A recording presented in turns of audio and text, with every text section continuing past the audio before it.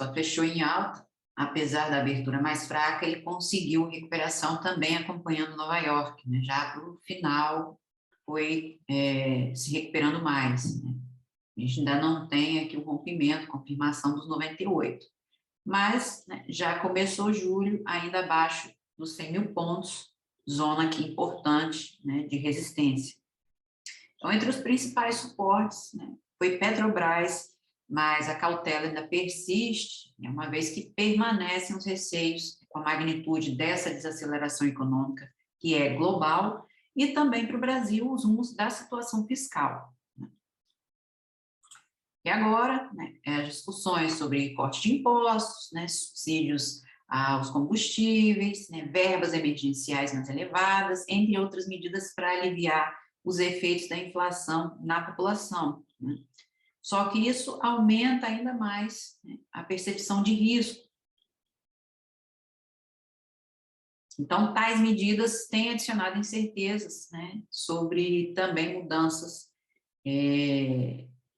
esse cenário fiscal pelo próximo governo. E como também é ano de eleição, então complica, né, ainda mais.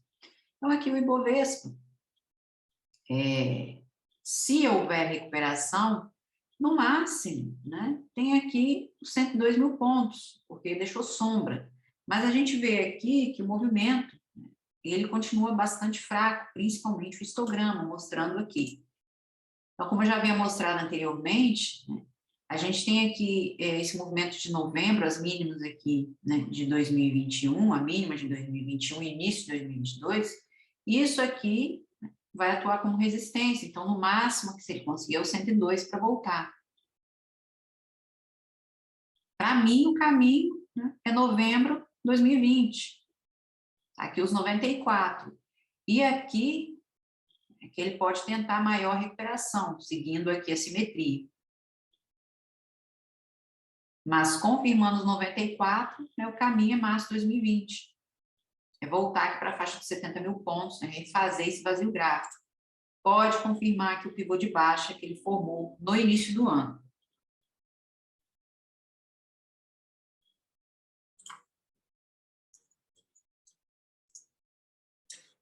Já o dólar, né, o dólar vem com forte movimento. Inclusive, ontem também abriu aqui em gap e disparou para o maior nível, né, quase aí nos últimos 5 meses contra o real, acompanhando também a soberania da moeda norte-americana, né, os mercados globais, diante desses temores econômicos. E também refletindo essas incertezas fiscais, né, após o avanço da PEC aí, né, no Congresso. Ou seja, quanto mais, né, à medida que o Brasil anuncia novos gastos, quanto mais auxílio vier, o risco para investir no país, ele aumenta também, o que acaba trazendo as pressões para o câmbio, na inflação, e, consequentemente, aumenta as chances dos juros permanecerem elevados. Porque o Banco Central quer encerrar o ciclo. Mas como? Imagine, então, se o Brasil não tivesse feito nada até agora, né? No caso da Europa. Até agora não fez nada, né? Ainda está pensando se vai. Se não tivesse feito nada aí, então, que, né, já poderia jogar a tampa do caixão. Então, aqui a gente tem, né, o pivô de alta, confirmando aqui no 5,20, o caminho é 5,40, né? E depois, a faixa dos 5,70 foi onde ele parou aqui anteriormente. A gente vê que o movimento tem força, né? Aqui, o histograma mostra uma divergência escondida, ou seja, continuação desse movimento prévio. Olha, no mês, né, um forte movimento, continuação sendo confirmada aqui. Então, a gente ainda tem movimento até os 5,40. Confirmando o rompimento, 5,70. A gente tem aqui o máximo bandeira para o dólar. Ou seja, ele pode ainda intensificar mais o movimento. Em 3 meses, né, também o movimento é de alta. E em 9, né, apesar da correção de ter voltado aqui na faixa dos quase 60, a gente tem muita pressão compradora. Ou seja, ele vai ficar, mesmo que entre correção, a gente tem um suporte dos 5. Também, né, aqui, o movimento é de alta. Então, quanto mais gastos, né, maior é o risco para investir aí no Brasil.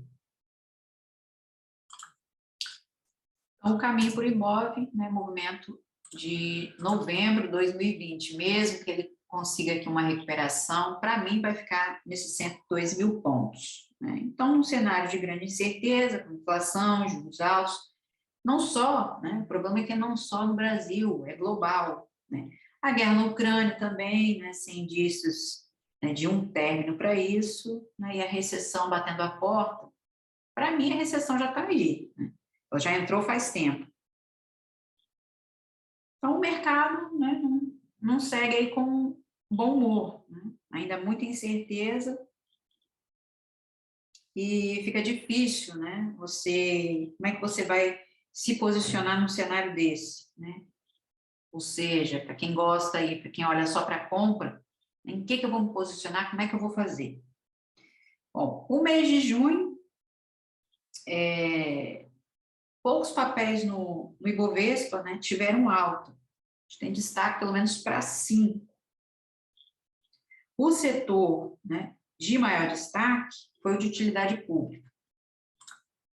Porque com a alta dos juros, né, e inflação alta também, esses dois foram fatores decisivos, né, para que alguns setores saíssem melhores do que outros. O primeiro, né, de maior destaque foi de utilidade pública, ou seja, as elétricas. Né? Porque independentemente do cenário, né, as pessoas têm que continuar pagando água, pagando luz, né, internet, telefone, né? Então, a preferência foi aos papéis dos setores defensivos, saúde, né? Alimentação, energia elétrica, saneamento básico e telecomunicações também. A gente pode ver aqui utilidade pública. Aliás, já vinha mostrando, né, na comparação dos setores, que utilidade pública e as elétricas estavam já acima, bem acima do Ibovespa. Então, aqui na sexta-feira, alguns papéis, né, tiveram um bom desempenho, como Eneva, Sabesp, CEMIG, a CPFE3 também, né, setor de energia, alguns bancos, né, setor financeiro, BPAC 3, Rende 3, Itaú, Bradesco, um movimento mais fraco, Banco do Brasil fechou em queda, BBSE 3 também, que foi destaque aí no semestre, né. O Ibovespa fechou junho com queda de 11,5%, né, 11% aí no mês, mais de 11%, e de 6%, né, no primeiro semestre. Então, o destaque foi para a utilidade pública com as elétricas, também Taesa, né, Energias do Brasil, EDP, Equatorial, e em seguida foi o setor financeiro e as commodities. Só que nas commodities, né, nem todos os papéis tiveram assim, um bom desempenho. Muitos fecharam em queda também. A gente pode ver aqui, né, que o destaque foi maior.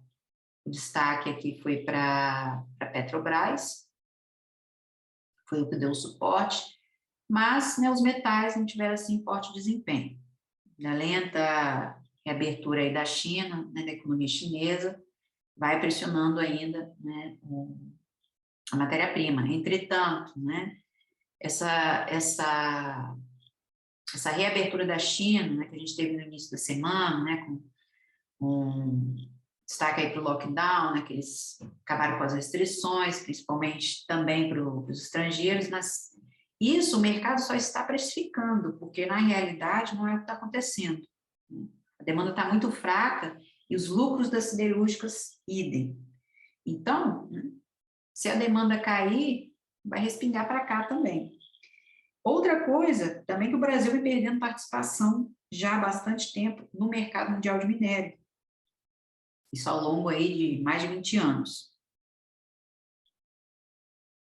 Então, antigamente, né, na década de 90, o Brasil tinha participação aí de uma fatia de 30%. Mas gradualmente, isso foi superado pela Austrália, né? Que naquela época tinha 20%, agora ela já tem 50%, comércio ali do aço. Então, naquela época, Vale e Samarco, né, tinha Vale e Samarco como grandes exportadores, né? Samarco, o Grupo Bel Mineiro, e a Vale, né? E a Austrália, né, tinha cerca de 20% com Rio Tinto e BHP, exportavam praticamente 100% da produção. Gradualmente isso foi aumentando, né? Elas foram expandindo significativamente as produções, e agora tem 50%. Então, né, o Brasil está ficando para trás, e são as commodities, né, o principal fator aí para o Brasil deslanchar, mas a coisa, né, já vem fraca já há bastante tempo. Então, se a demanda cair, né, o primeiro setor que leva pau é aqui. Não tem para onde correr. Né? Então, vamos começar aqui. Tenho aqui Taesa, mas um papel que chamou bastante atenção, né, no período aí, no início nesse primeiro semestre, foi Cielo. Então, vou começar com ela.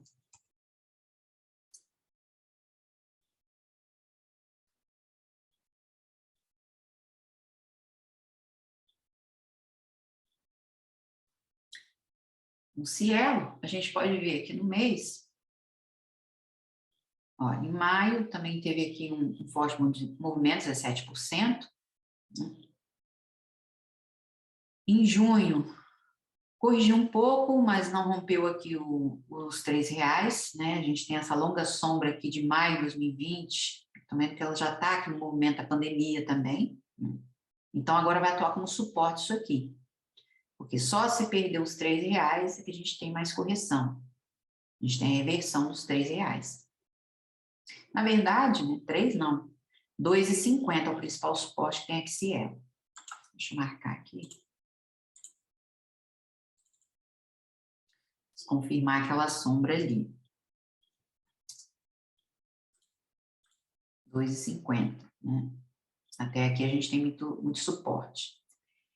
E me parece, né, o que está acontecendo aqui, a gente pode notar em Cielo ainda pode voltar aqui nesses níveis, né, ainda trabalhando essa longa sombra, porque num primeiro movimento ela atua como suporte. Só que a gente já tem esse movimento aqui também, né, de abril de 2020. Ou seja, ela está numa faixa aqui de número inteiro, os R$4. Deixa eu tirar isso aqui. O que a gente eu consigo observar aqui, que Cielo pode estar formando aqui um ombro, cabeça-ombro invertido. Então, ele está construindo, o papel está construindo o segundo ombro aqui. Então, o papel pode voltar a testar esses níveis, ou seja, voltar ainda nos R$3. O que a gente vê aqui, Cielo na sexta-feira, a máxima da última semana estava aqui nos R$4. Ou seja, do mês anterior, né, de junho. Aqui 4,2. O que parece aqui é que Cielo pode voltar nesses R$3, entrar maior correção aqui, ó, vendo que a mínima do mês anterior está em 3,74. Então, Cielo ainda pode voltar nos 3,50. Deixa eu marcar aqui. Tirar aqui o nível ali. Trabalhando aqui a sombra, porque essa sombra, como ela já foi testada, agora ela vai atuar, essa zona aqui vai atuar como suporte. Então, ainda pode voltar aqui na faixa dos 3,50, começar aqui o movimento, lateralizar nesse intervalo, até confirmar aqui esse possível padrão. Ainda assim, né, como a gente tem a sombra aqui, a neckline não está nos 4, mas sim nos 4,50. Então, é nos 4,50 que vai confirmar o padrão. E aí, qual o caminho para Cielo, né? Justamente o movimento de 2020, que a gente tem uma barra muito grande aqui de março. Então, vai voltar a buscar abertura aqui dessa mega barra, o movimento. Então, a gente tem movimento aqui para Cielo até R$6,20.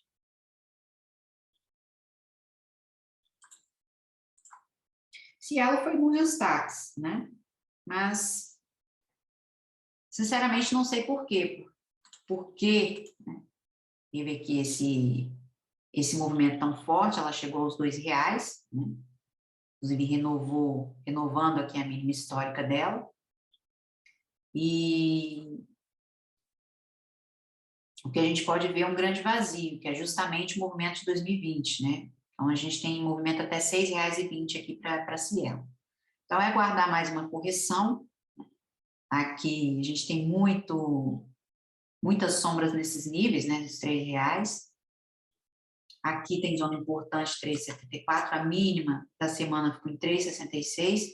Então, a dólar pode voltar nos 3,50, né, para começar a buscar suporte e romper, confirmar a neckline, que está nos 4,50, rompendo os 4,50, 6,20. Não sei por que esse elo teve esse forte movimento, começou a entrar pressão de compra aqui nos R$ 2, falar, o papel está barato, mas, gente, o que está barato pode ficar ainda mais barato. E isso não cola, né? Para mim, isso não é motivo. Dizer que está barato e que está na hora de comprar. Como é que você vai definir que aqui é um fundo, né? Ou que aqui é uma resistência, que é um topo? Cara, né? Não dá. Então, o mercado, a pandemia, né, fez o mercado cair bastante. A gente lembra aí de 2020, né, o pânico. E a Cielo depende muito, né, da mobilidade do consumidor para ter sucesso, né? E o que a gente vê, quando a gente fala em recessão, o principal fator que a gente vê é com o consumo. E o que a gente tem acompanhado é que a confiança do consumidor tem caído muito. As pessoas estão limitando os gastos, e isso mostra cada vez mais também desaceleração da economia. Então, se ela depende muito, né, disso.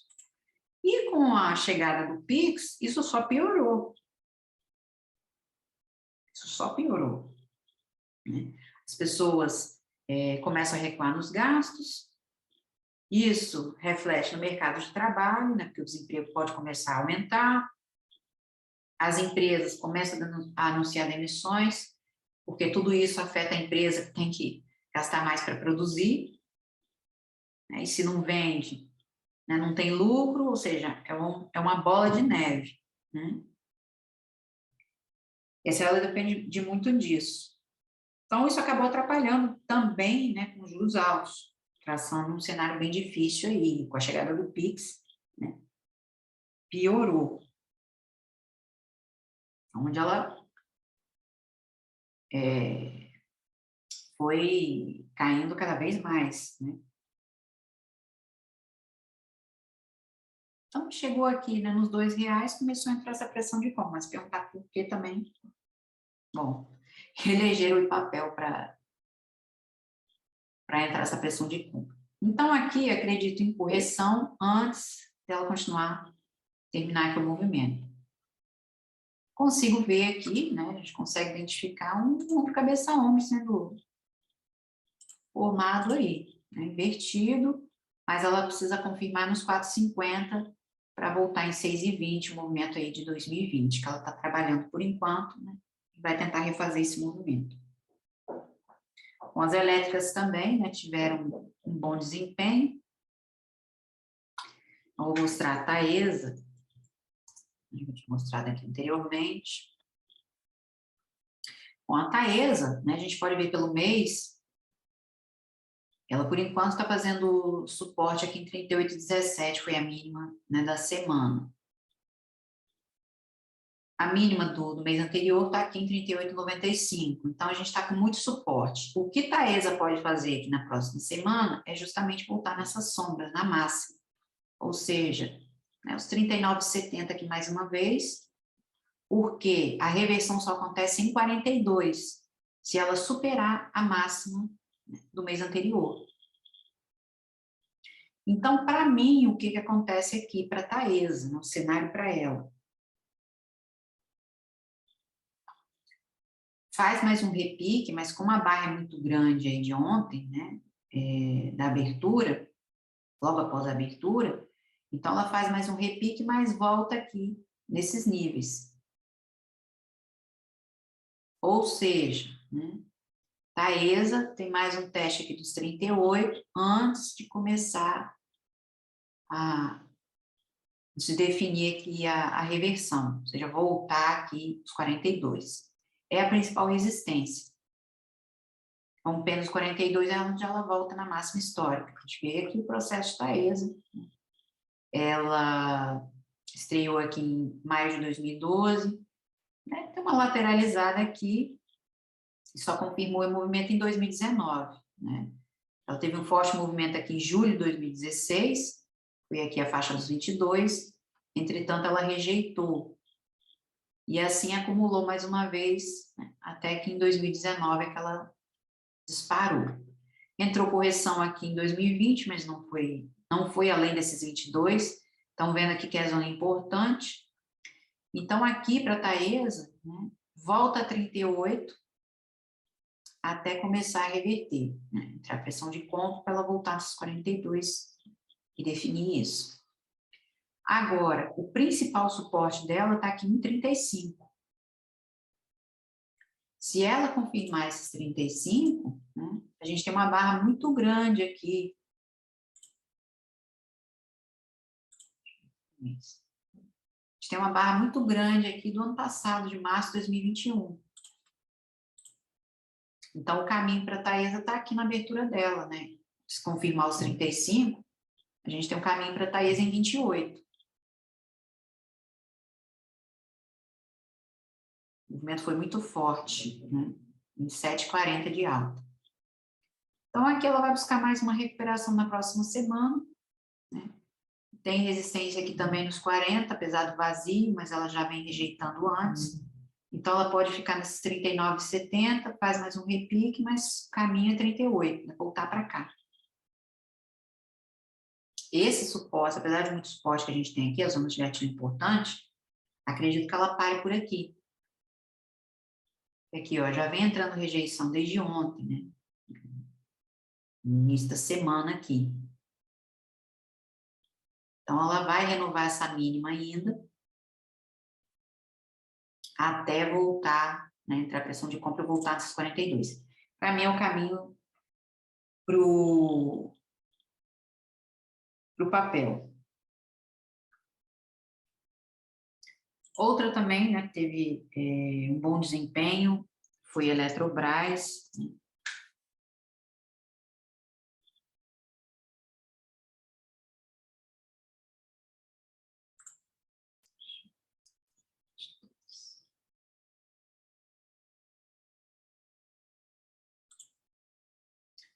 Eletrobras, né, que o processo se arrastou aí, né, a questão da privatização se arrastou por anos e anos e anos, né, finalmente saiu. Então, quando a gente tem um mercado mais negativo, né, mais vendedor, utilidade pública no setor defensivo sai melhor. Na verdade, é aquilo que eu falei, né? Independentemente da situação, as pessoas têm que pagar energia elétrica, né, água. Né? Então, o setor continua, né? Inflação, um momento de inflação mais alto, tem melhor desempenho.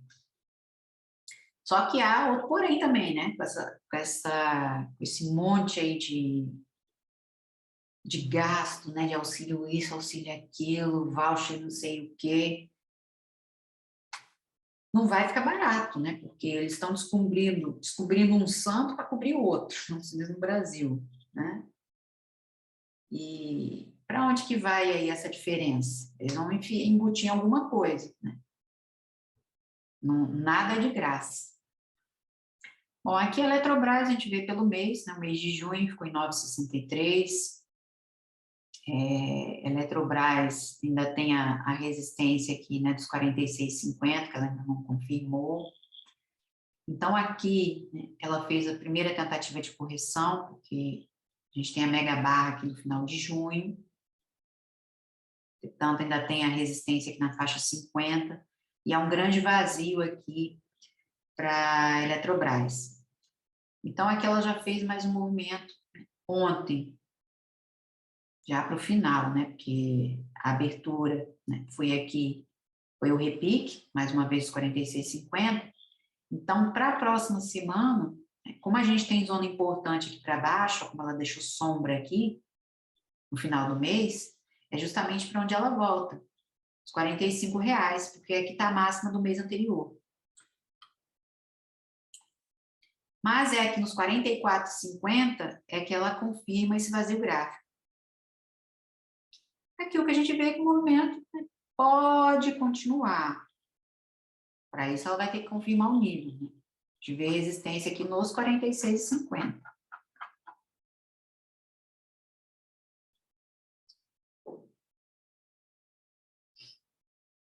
Então, ela volta aqui, a primeira tentativa, e aí volta para buscar essa sombra. Volta nos 46,50 mais uma vez, até definir aqui o movimento. Só que a reversão só acontece nos 44,50. Vou marcar aqui para deixar aqui.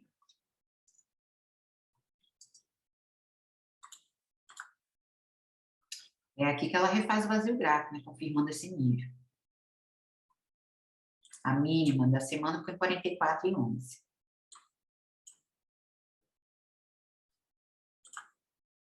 Então, rompendo, volta 43, né, refaz o vazio que está aqui.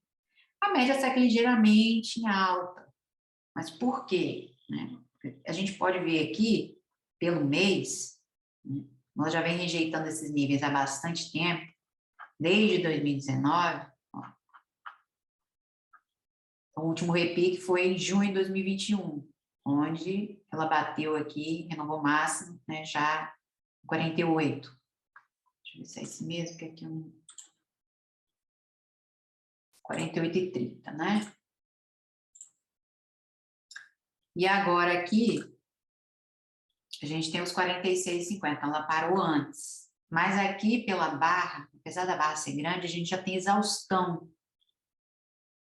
E a gente pode ver, né, que o movimento pode perder força aqui, porque a média está ligeiramente apontando para cima, inclusive no mês.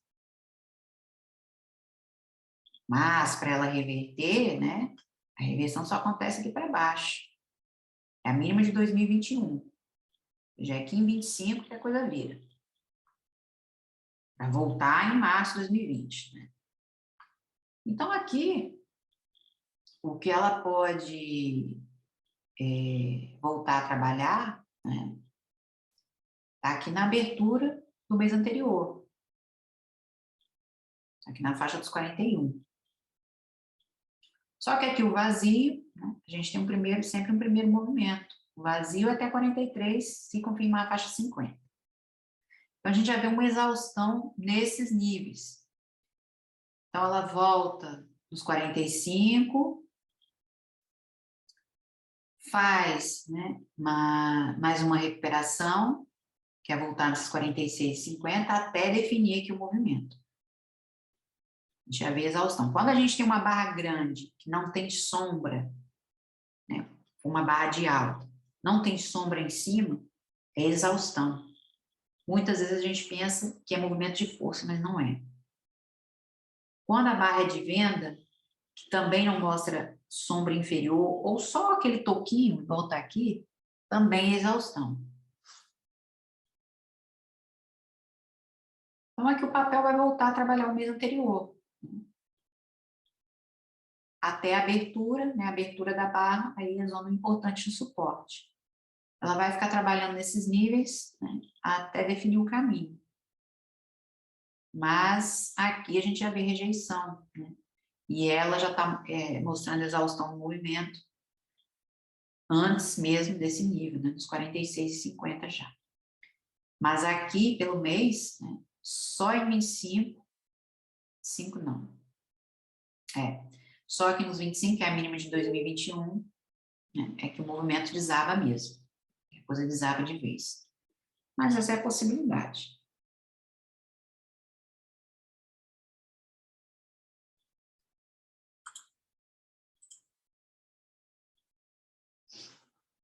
Em 3 meses, ó, exaustão também, a gente já tem aqui um padrão negativo, uma cunha ascendente, que é padrão baixista, né? Mas é justamente lá para baixo que a cunha vai ganhar vida, nos 25, é a mínima de 2021, Estão vendo aqui a cunha, divergência, e o primeiro movimento está aqui. É a abertura do mês passado. Em 9 meses, né, também ainda segue alta, mas mostrando aqui essa exaustão. Então, há grandes chances ainda, né, de Eletrobras voltar no movimento de março de 2020. Porque, num primeiro momento, né, a longa sombra atua como suporte. Ela nem sempre é testada no primeiro movimento. Então, vendo que ela voltou aqui, né, em 2021, mas parou nos 25. A gente também tinha essa barra grande aqui de 2019, no início do ano. Então, aqui, se ela não ampliar movimento, né, grande chance de voltar a trabalhar essa sombra. Aí sim é que a gente tem um teste. Mas aqui, para a Eletrobras, uma cunha está sendo formada. Cunha ascendente, padrão baixista. Vamos olhar a ENEV 3.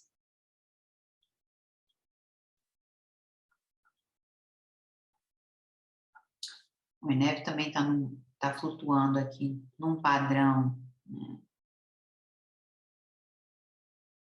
negativo. Bom, o ENEV fez suporte aqui em 15,19, que é a máxima do mês anterior. Então, o que a gente vê aqui uma barra muito grande de 29 de junho, né, o caminho pré-neve está aqui nessas máximas, né, os 15,60. 15,63 ainda tem caminho aqui de recuperação para o papel. Vendo aqui que a média está flat, né, outra zona de suporte, ó, tem muito suporte aqui para baixo, além do fecho do mês anterior, né, e muito suporte. A mínima da semana ficou em 14,41, ou seja, ainda não confirmou 50. Então, o que a gente pode ter aqui é um topo duplo, ela voltar nesses níveis, mas se não ampliar movimento, ou seja, não confirmar os 15,50, ela refaz tudo isso aqui, né, para justamente voltar a trabalhar os 14. Ela vai acumulando aqui, olha, ela fez fundo duplo, voltou aqui, se aproximar dos 16, e vai afunilando aqui. Agora, essa é a principal resistência, os 16,50, a gente tem uma barra muito grande aqui do ano passado, né, de 4 de outubro. Então, aqui é a principal resistência para a Eneva, 16,50. Tem caminho até esses níveis. Se ela confirmar, 16,50. Se ela confirmar, né, tem esse fractal anterior para refazer. Tem tudo isso aqui para refazer. Ele se aproximar do 18. Esse é o caminho aqui para o papel. O que a gente consegue ver também aqui é a probabilidade de uma cunha. Só que aqui, né, pode ser uma divergência escondida, porque ela já fez a primeira tentativa de reversão, né? Está aqui nos R$11, principal suporte, que é também o movimento de março de 2020. Então, ela tem mais um repique aqui, pelo menos até os 18. Movimento que continua. A gente tem um engolfo de alta em março, ó, mas é aqui a faixa dos R$16 que ainda está com resistência. Então, ela tem que superar isso para continuar o movimento. A máxima do mês anterior está aqui também nesse nível.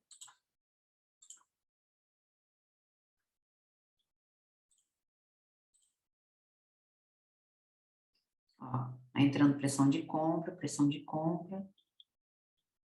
Aqui, o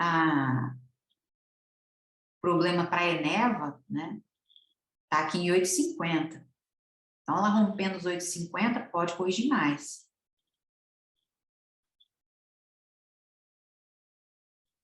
Aqui.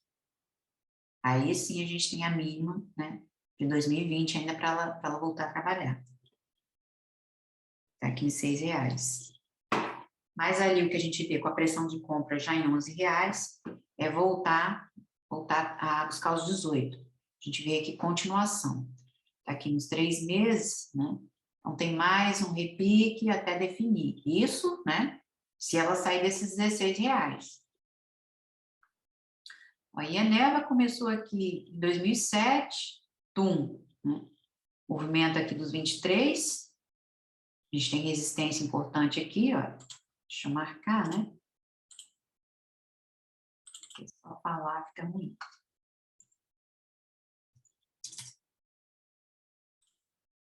Aqui. Avançou, né, que a máxima histórica dela está aqui, acima dos 200, você vê, hein? Aonde chegou o papel, a 2,15, ou seja, os R$2. Foi em 2016. Então, aqui, março de 2020, ela nem corrigiu muito. Ainda tem um bom potencial aqui para o papel, é claro, né? Onde que ela confirmou? Deixa eu olhar aqui, puxar um fio, né? Ela veio caindo, caindo, caindo. E aqui, né, em julho de 2013, né, é que ela deu início, que é o fractal. Então, vou puxar meu fibo daqui.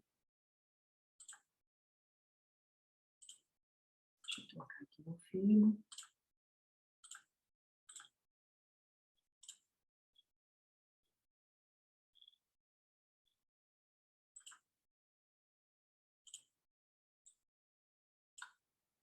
Tá aqui.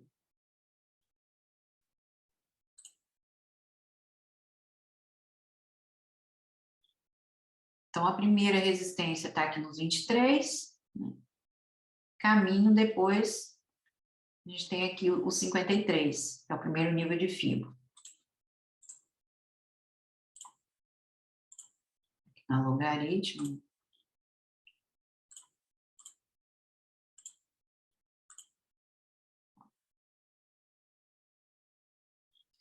Se ela superar, né, os 16, ela tem mais caminho, né? Ainda assim, caminha 18, pode se estender aos 23.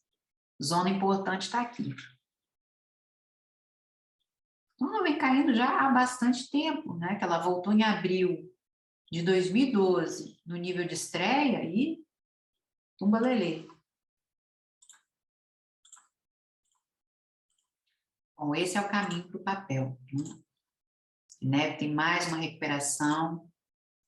Isso se confirmar esses 16, porque a gente tem muita resistência aqui ainda, do que a gente vê pelo movimento anterior.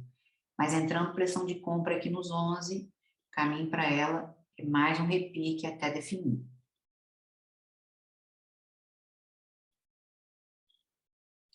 Outro papel também, né, do setor de saúde, que teve destaque, foi Hypera, né? Aí começa, tá na hora de comprar o papel, tá na hora de comprar Hypera, né? Porque assinou um acordo milionário, né? Foi no início do mês, né, esse movimento, e assinou esse acordo de leniência, né, milionário, e promessa também de continuar cumprindo com o plano de desenvolvimento e tal, né? Pronto, aí encerrou as investigações com relação à empresa, e onde ela disparou. Só que eu já havia mostrado, né, aqui a possibilidade para o papel, que o povo, né, tem que pôr na cabeça que notícia ela tem efeito curto. Então, dá aquele disparo, né, mas depois, dependendo da zona onde se encontra o papel, ali pode ser o fim do movimento.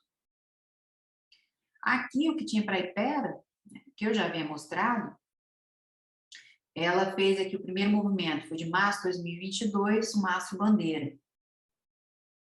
E esse mastro bandeira, aqui já era o 100%.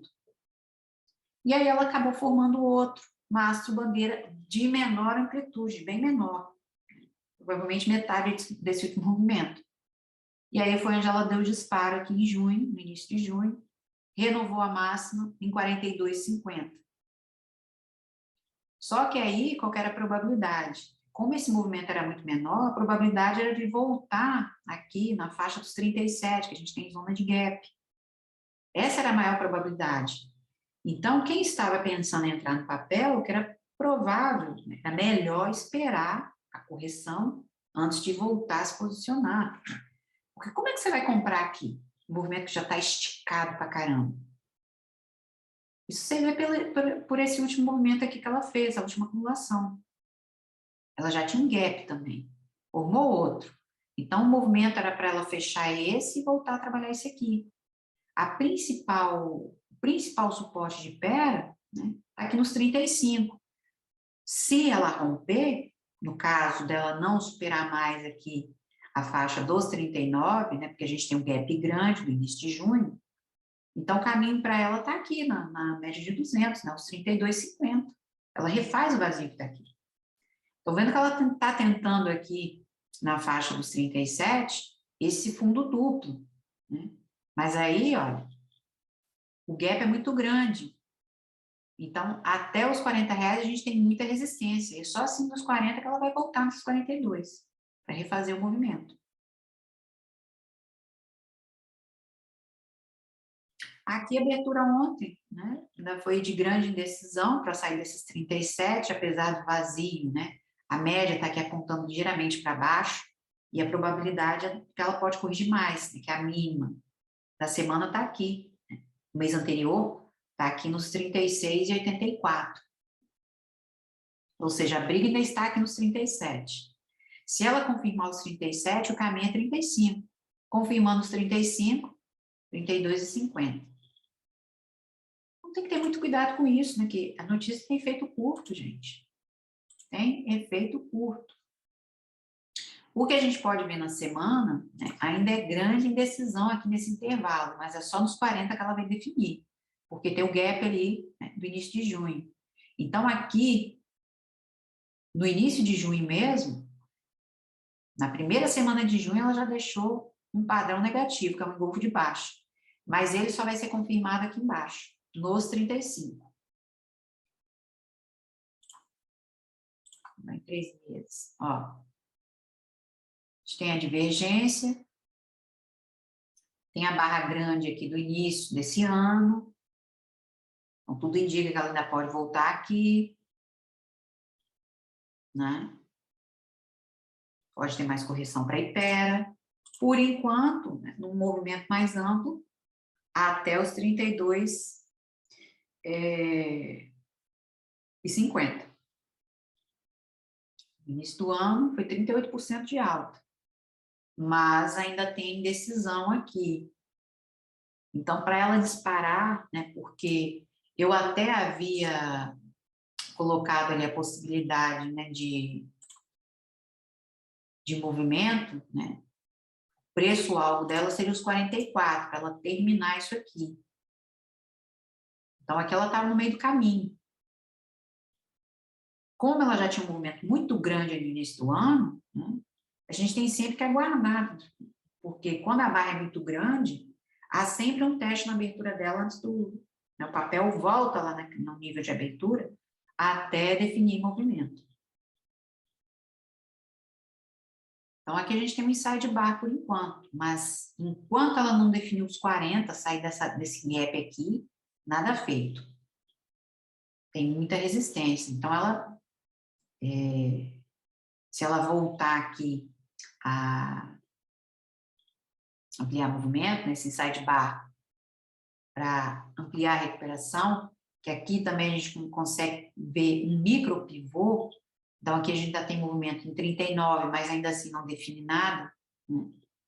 Ela pode no máximo ir a 40, né? Ainda ficar dentro desse gap aqui. Daqui começar a reverter outra vez, né? Para vir pelo menos nos 35. Esse é o principal suporte da Ipera.